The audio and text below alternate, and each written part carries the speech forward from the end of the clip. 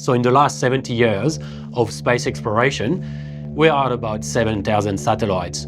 In the next 10 years, there's going to be another 15 to 20,000. So really the market is growing exponentially, and we want to be part of that growth. So we are developing a digital processor to be able to process radar images on the satellite directly rather than on the ground. What happens, the satellite sends some radar waves to the ground, and then those waves get collected again by the satellite. There's a lot of data being collected. Typically, at best, it would take about 3 hours to downlink the data. What we do is we start processing those signals that come back to the satellite.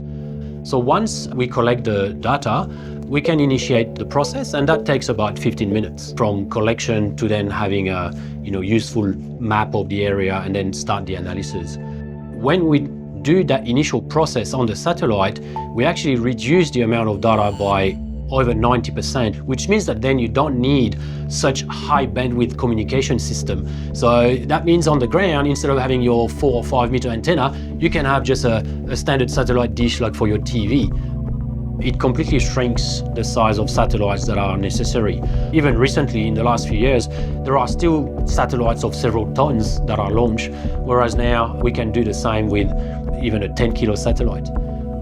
In this partnership, our collaborator is Guerin Technologies from India, and they are building the radar antenna.